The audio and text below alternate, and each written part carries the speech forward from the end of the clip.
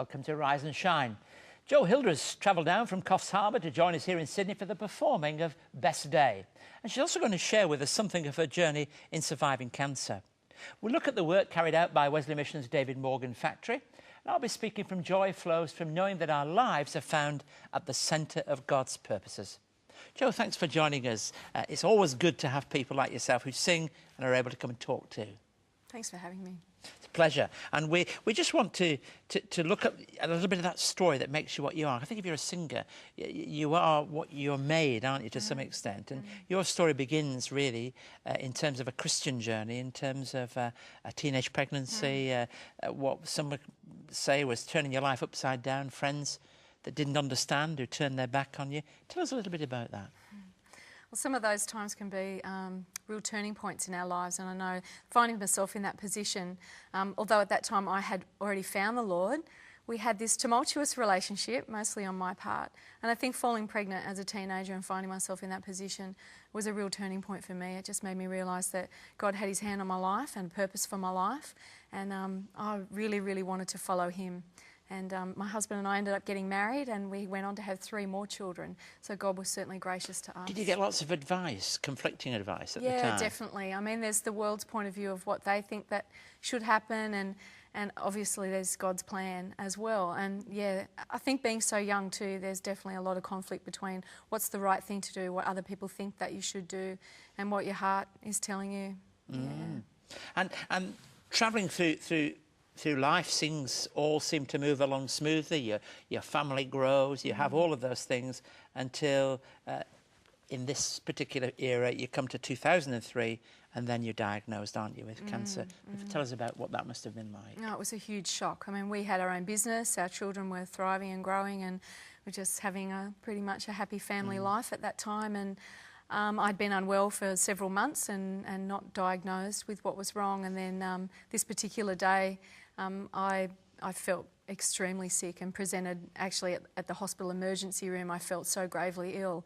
And I told them right there and then, well, I'm not leaving until you find out what's wrong with me. And I was diagnosed. And I think, and people who've been through a similar experience will tell you that you wouldn't think it was possible for your life to change in just one day, but it did do exactly that.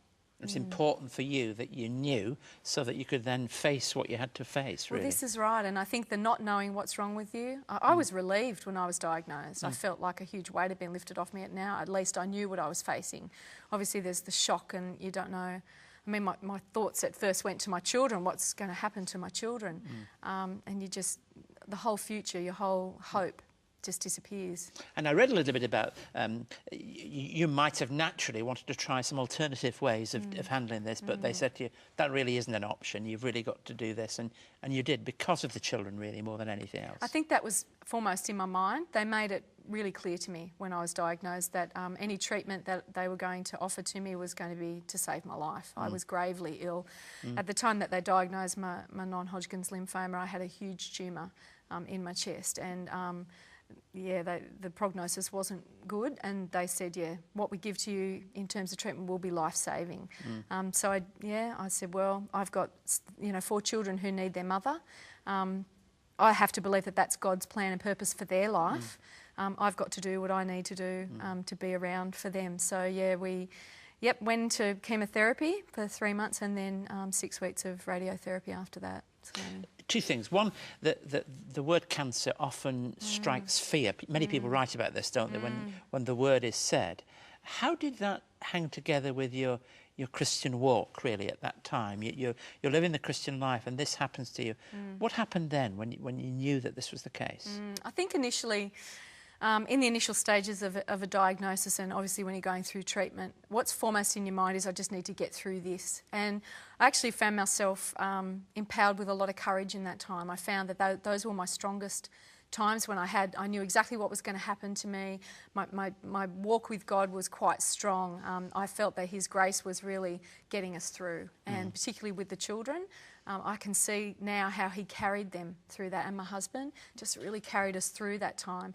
I think the fear really begins to set in when you come out of that treatment and you realise that your life has changed forever because of that, the disease or whatever incidence it is that's happened to you. And I think the idea with cancer too is that you're never quite sure You didn't know it was there in the first place. How will you know when it's gone? And for me, surviving cancer was a huge deal. It was the fear, the lingering fear that I never quite felt that I could be sure that it wasn't coming back.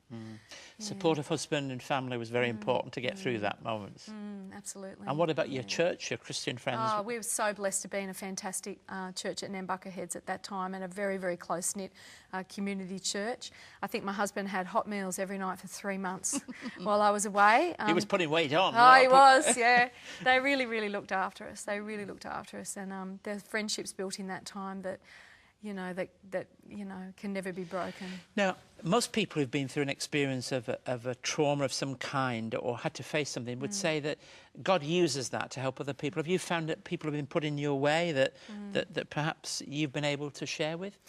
Absolutely, and I think this is one of the real miracles of the whole thing. When I look back, at the time I would never have thought that any good could have come out of it at all. But I think for me, part of my healing process, part of surviving and wanting to move past it was actually trying to see what God was trying to do. What are you trying to do, Lord? What are you trying to do through this?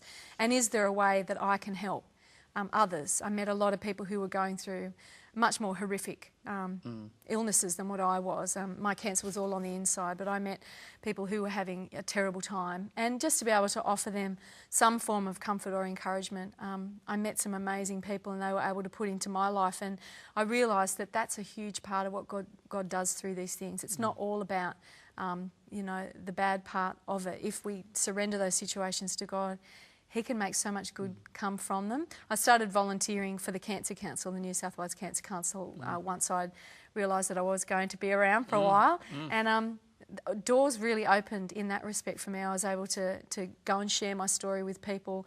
I also decided to make the CD and get some of these songs out of me, and that's been a huge door opener as well. Tell me, because I think if that's part of the ministry that God has given to you, has it affected the way that you sing and the way that you communicate? Yeah, definitely. I think it's affected, because intrinsically, like, I've changed as a person on the inside. I know that my soul has changed.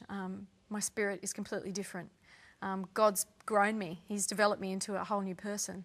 So the things, obviously, that I write about, the things I share about, are going to be totally different than what they were before. I feel I've grown so much. I feel that I have, a side to me now that I can't imagine it would have ever been there had it not been for the thing that I've been through. So in that way, I almost feel like it's been a blessing. Yeah. Somebody's sharing with us today, and they've had to get news of the kind you have, or they've just become aware in their own life that they've got to face a huge thing out there. What would you say to them? I think returning to God's promises for your life. I remember when I was pregnant with my first child, somebody popped a card into my Bible that had Jeremiah 29 written on it. For I know the plans I have for you, plans to prosper you and not to harm you, plans to give you a hope and a future. And I don't think we realise at times how much God's promises can mean to us, except when our very life hinges on it. And I know that particular promise from Jeremiah came back to me again when I was going through that illness. Followed you through your life. Absolutely. And it became a prayer in a way. God, I know that the plans you have for me are not to harm me, but to prosper me, to give me a hope and a future. Oh, future, that means out there, and there comes hope. And I think there is so much hope for us in God's promises. And I think returning to what God has said about us, believing that God is who He says He is and has done what He has said He has done, and that He has a hope and a future for us. Now, in a minute, you're going to sing a song called Best Day. What does that mean? This song was written after the cancer had left my body, and I wanted to write a song that really celebrated. A lot of people who've been through something like cancer will talk about how they now live in the day, they live in the now, and how every day becomes their best day. They want to make the most of their every day. For me, that's what this song is about. It's about saying all of those things that you need to say, never letting the sun go down on your anger, about living life to the full, enjoying your children, enjoying your family, and just really celebrating life. And that song was certainly recognised. It was put in a group of best songs, never mind Best Day. So in a minute, you've just got to rush and get ready to sing that song. I do. And we're looking forward to listening to it and sharing with you. Thanks for joining us here on Rise and Shine.